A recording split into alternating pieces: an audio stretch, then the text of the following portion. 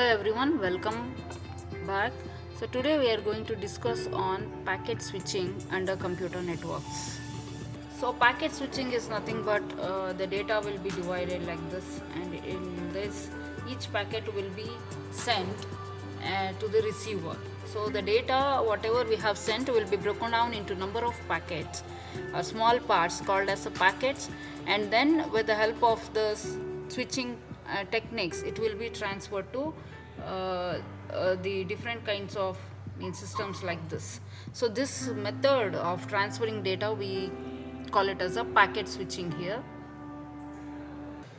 So as computer networks is concerned, so it is a method of transferring data in the network. Say we have to transfer the data, but while transferring the data we have to see to that it should be fast, efficient over the network, and minimum time it should take. In order to do that we have to break the data into smaller pieces. So here in order to send the data faster, so the messages has to be broken down into smaller pieces. That small piece we call it as a packets, and if you break down the data and send, then it can be reached faster. So this is the technique that has been used behind the packet switching. And each in this packet you can see it contains the header. That means what are the main things that it contains. Header specifies the beginning of the packet and contains source and destination address, like who is sending the data and where it has to be reached, packet number, all those things will be included in the header. Then the user data contains information that you have to transfer. Suppose I have sent one message, so that user, whatever the message that has sent, comes under user data. Then the trailer, it is a redundancy checksum. It is used for error detection and correction. So if there is any error, or if any error is detected, whether it has to be sent back, all those things will be contained in the trailer. So this is about the packet, that format of the packet. So each packet contains header, user data and the trailer. So next we will see what are the different approaches like in packet switching, what concept it uses. So it uses some concepts called as a store and this thing. So it uses like store and forward technique. Store means it does not transfer the data alone, it stores the data and then it transfers. So that is why it is called as a hop first stores and then sends the data, forwards the data. So this technique is useful because so we can send the packets in more than one path, and if any of the packets does not reach, we can discard them. Okay. So this is how the data transfer. Here we can see that how it has been transferred. Sender is sending one message. See, message 1 is taking this direction and it is reached the receiver.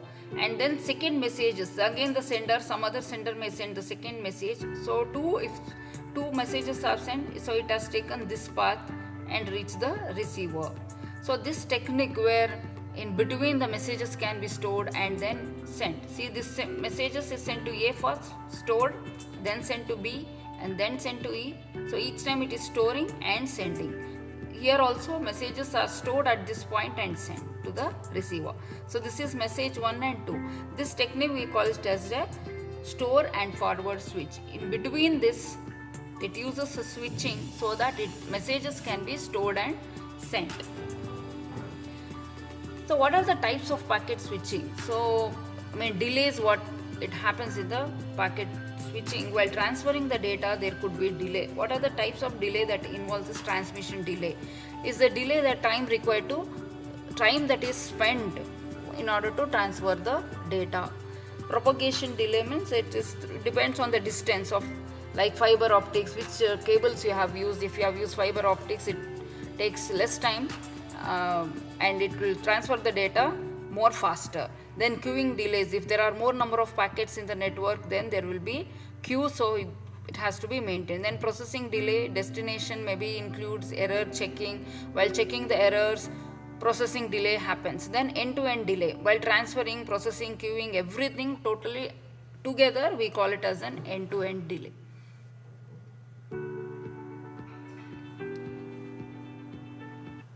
We have the types of packet switching, that is virtual packet switching. So it is a connection oriented where we establish a connection. Virtual means which is not real. For the temporary purpose, there will be a connection that is established between the sender and the receiver, and the path is set up using a signaling protocol. So all packet that belongs to this follow the same protocol, same route. So already we have defined the route, predefined route will be there. It will follow the same route which is already been defined, and each of this packet contains one virtual address. Based on this, it will be divided into smaller packet, and each packet will contain the sequence number. So based on that, it will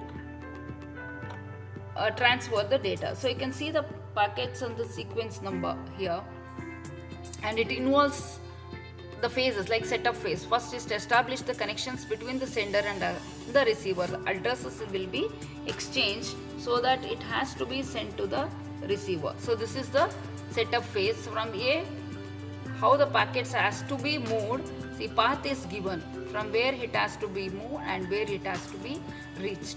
So during this phase, connection will be established. Okay.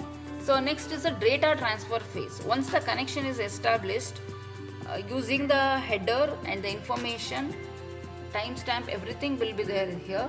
So based on that, see here you can see the packets are divided like 3 to 1, 3 to 1.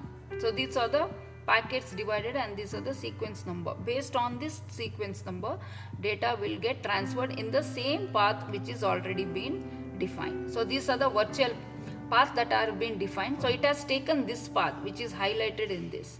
So using this path, it will be transferred. Then tear down phase. In this phase already the data has been completed, transferred.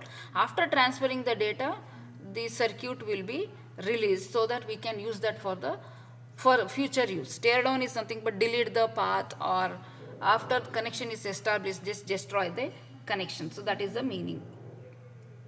So next we have one more approach, that is a virtual connection oriented. This is connectionless, and we call it as a datagram approach. In this, there is no path established, so packets can take any directions to or any route to transfer the data depending on the port numbers, or like connection. There is no need to establish the connection or its setup or a tear down phase. So no phases will be there. So decisions are made dynamically for each packet. That means packet belonging to the same follow the same flow or same destination may take the different path, and it will arrive the destination. But while arriving at the destination, it will follow the order. But while moving through that, it can take any path. So this will be used in higher levels of protocols like TCP/IP for flexibility, integrity things. And this is a datagram approach. Here the path is not being defined. Okay. So here, so you can see that the message is divided into 4 packets like 4, 3, 2, 1, and each packet is taking the different path. Whereas in that approach, like in the connection approach, like virtual approach, the packets were not taken the different path. So all the packets followed the same path. You can see here. See here, all the packets follow the same path. See 3, 2, 1, 3, 2, 1, 3, 2, 1. Together they went in the same path. But so this is about the connection. So connectionless means datagram approach where the packets take the different path. This is the thing where it is taking the different path. So this we call it as a datagram approach. So before reaching the destination, even though the packets have taken the different path to travel, before reaching the destination, it will be rearranged and it will be sent to the user. And you can see what are the difference between the packet switching, circuit switching. That is a datagram approach. So there will be no physical packets are divided and sent independently in packet switching, whereas in dedicated path is done. So this is a circuit.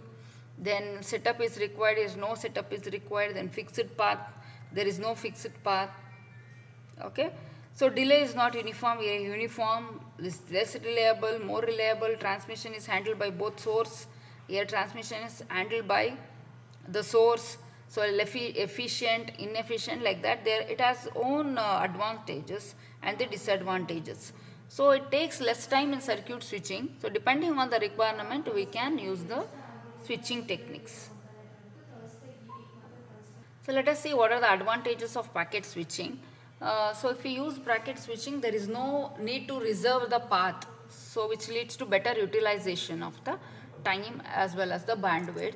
Then minimal transmission latency, that is less waiting, without waiting for the complete path to establish. If the minimum path is established, then you can transfer the data. Then higher reliability, so you can the destination can detect which packet is missing, all those things, and it may ask to resend the packet if any errors are there.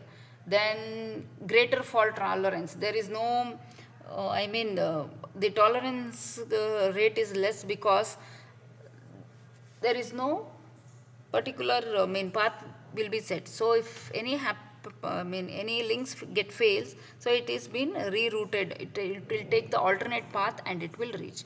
Then generally it is cheaper to implement, and it is less cost for maintaining. So these are the disadvantages, like unordered delivery. So packets may arrive out of the sequence.